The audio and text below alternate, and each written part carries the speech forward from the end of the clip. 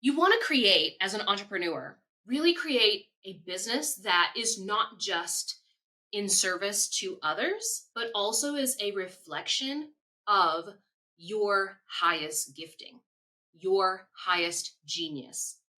And this can be really difficult to tell, but what you can do to start teasing out what your genius is, what your zone of genius is for a week, I want you to track all of your activities. And then on a scale from 1 to 10, mark whether that was giving you energy or draining your energy. So 1 would be, oh my gosh, this sucked the life out of me. And a 10 would be, oh my gosh, this kept giving me so much more energy. I could have kept doing it forever, except that I need to eat and sleep. That will start to really give you clues to what needs to come off of your plate first, those 1, 2, 3, 4 activities, and what you want to spend more of your time or focus your energy on, which is going to be those 7, 8, 9, 10.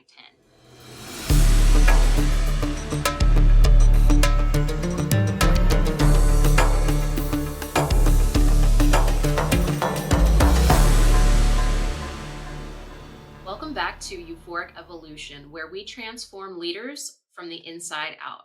I'm your host, Makhosi, also known as the Royal Shaman. And today we are diving into the role of energy in entrepreneurship.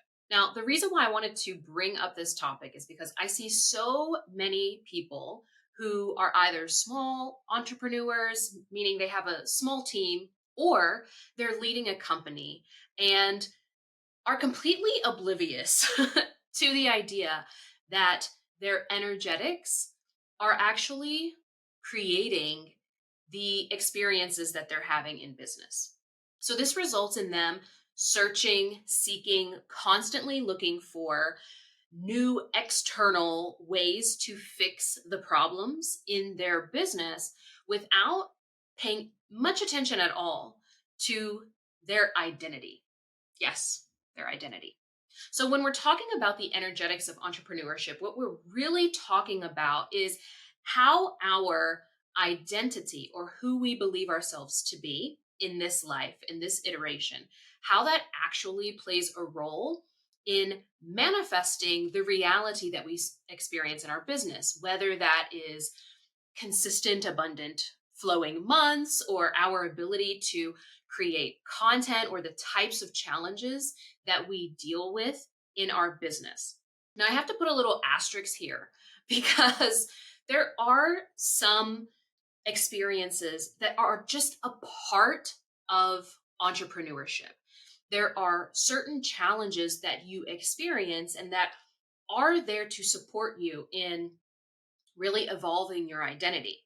So, not every problem that comes up in your business is like a red flag, okay? What we want to look at is when we are having repeated experiences, right? Or if we are having certain triggers around certain issues that come up in entrepreneurship. I think that entrepreneurship in whatever form, and also the platform, the plane of business, is so important, especially in this time, because number one, it is very difficult to hide from yourself in entrepreneurship. In fact, all your stuff is going to come up as you build a business. So essentially, like, enter yourself into this self mastery school, or this opportunity to really evolve your consciousness if you so desire. The other reason that I think that this is really important, especially as we move humanity forward, is that our systems really recognize business as the plane where leadership is going to happen. I think if we are all honest for just a second, I think we can all agree that right now, government is not really leading, right? In fact, it's mostly large corporations in countries across the world. I don't care what country you're in. This is a common pattern. However, with some of the technologies that are on the rise, as well as some of the recent pandemonium experiences. I'm using that word. Do you mean another word of something that occurred in 2020? Um,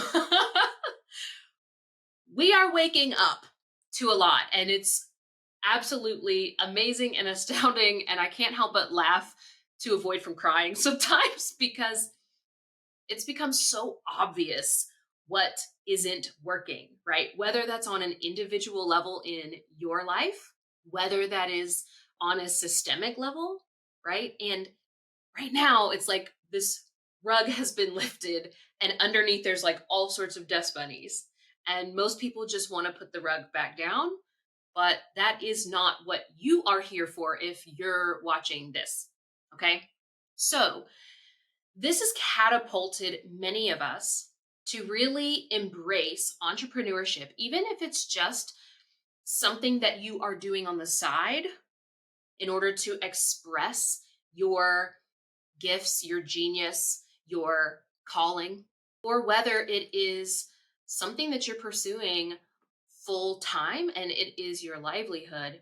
We are all be given this opportunity, right? This opportunity to evolve ourselves and also move humanity forward. And I believe that through the mechanism of business, we can really make a statement. We can like plant a stake in the ground through the way we do business, the way we build our teams, the way we structure our businesses, etc.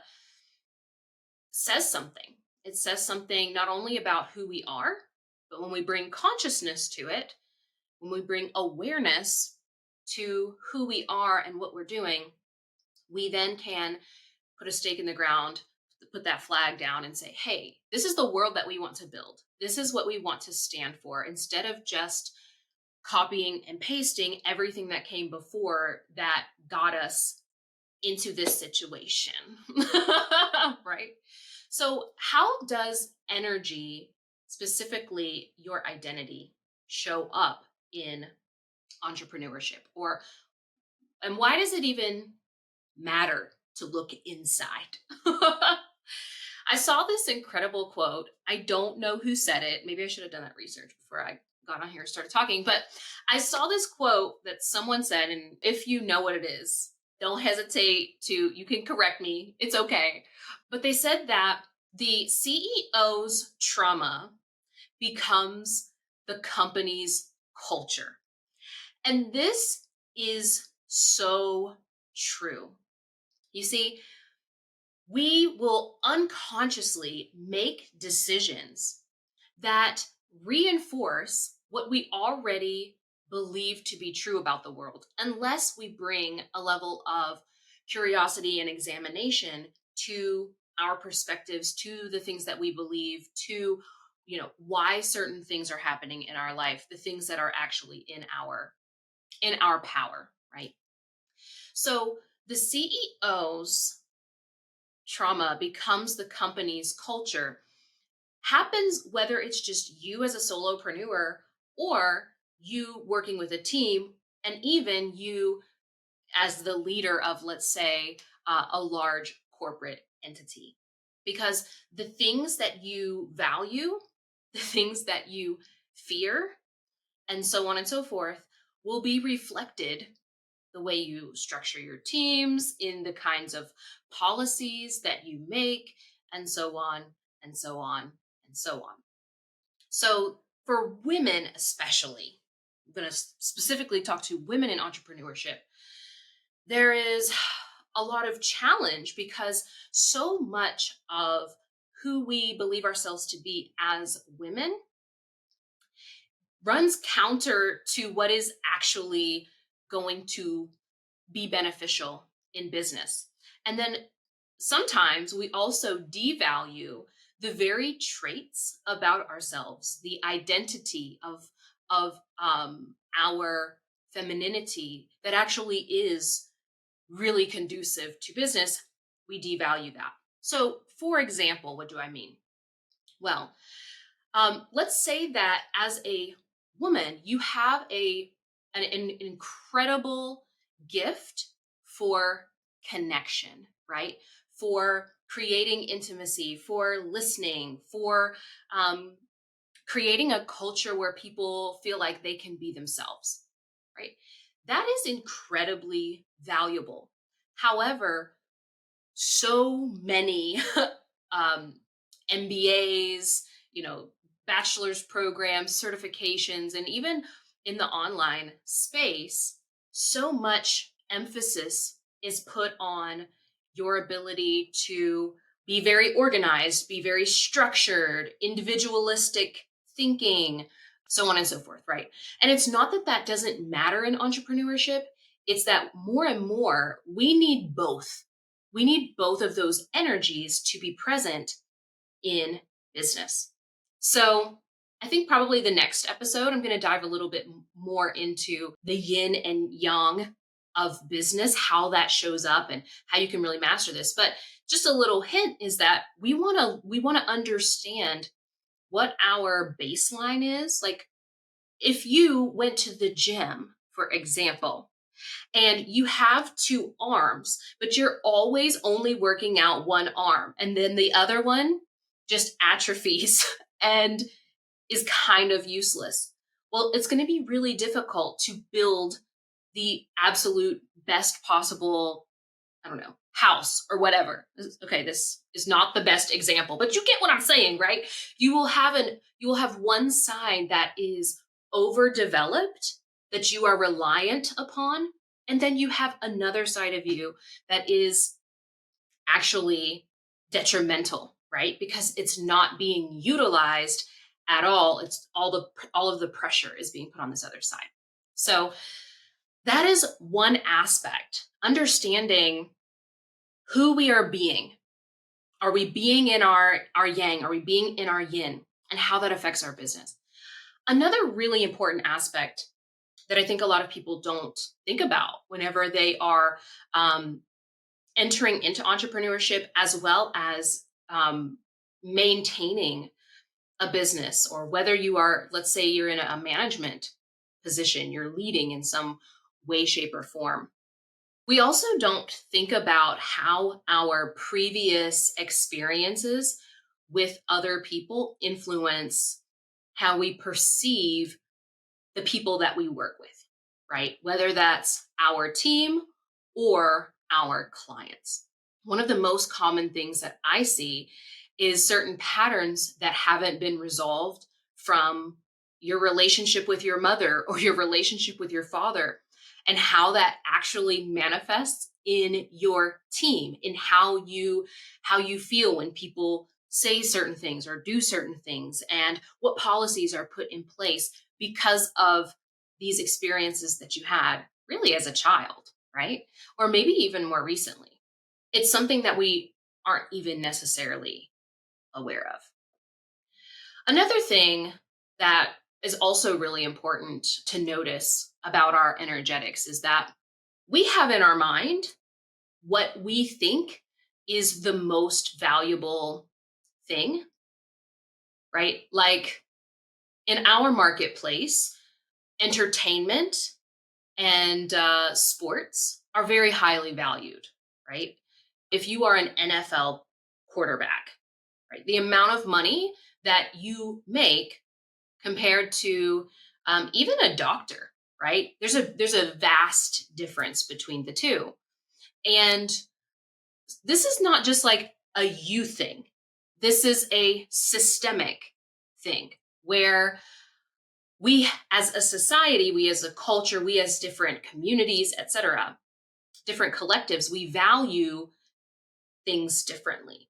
So for example, we don't value caretaking as much as, let's say, creating the latest AI, right? Because if we did, then those who are homemakers, childcare workers, teachers, etc., even if you worked in a nursing home, right, those people would be paid better than an AI prompt engineer, which, by the way, I just saw some things about how much these people are going to be making, right? So there is already a market or systemic value that is placed on certain activities. And many of us have contorted our identity to try and maximize who we think we have to be in order to make money. There is no place that I see this more than in entrepreneurship, where everyone thinks, oh, if I want to make money, then I have to directly sell money. And that is not true. So while we have certain systemic views and perspectives about what is valuable, the truth is that to individuals and to certain groups of people, what they value is different. What they value is reflective of who they are and what's going on in their reality. So traditionally, quote unquote, traditionally, right? What is it called? The domestic arts. Yes. The domestic arts, I actually like that term. The domestic arts have not been as valued. However, if a business understands really who they're talking to and what they actually value and speak to that, they can charge a premium for that, right? So, for example, in my lovely, beautiful privilege, I have laundry service every week. This is something that I highly value and pay a premium for the kind of laundry service that I have. So, they come, they pick up my laundry every week, deliver it to me the next day, and really for the ability to not have to think about it. All I have to do is just make sure it's in a bag and set it outside. They can charge a premium over, let's say, just a laundromat. And to be even more precise, the owner of that business actually owns a laundromat, right? She owns the laundromat. Other people do come and utilize it, but she offers this service to people like me who highly value being able to like just take that off of our plate. You want to create, as an entrepreneur, really create a business that is not just in service to others, but also is a reflection of your highest gifting, your highest genius. And this can be really difficult to tell, but what you can do to start teasing out what your genius is, what your zone of genius is for a week, I want you to track all of your activities. And then on a scale from 1 to 10, mark whether that was giving you energy or draining your energy. So 1 would be, oh my gosh, this sucked the life out of me. And a 10 would be, oh my gosh, this kept giving me so much more energy. I could have kept doing it forever, except that I need to eat and sleep, right? I am so in it that I have to intentionally pull myself out of it. That will start to really give you clues to what needs to come off of your plate first, those 1, 2, 3, 4 activities, and what you want to spend more of your time or focus your energy on, which is going to be those 7, 8, 9, 10 activities, right? And then maybe some of those in the middle ones are things that some of them you delegate, some of them you just suck it up, because there are phases to this thing called entrepreneurship. So anyway, I hope that you've gotten some insights into how energy is affecting your business, whether that is your identity and the experiences and the traumas, et cetera, that you have experienced. Also, really having insight into, are you utilizing your energy in your business? Are you building a business that's in alignment with who you truly are at your core versus just what you thought you had to do in order to make money?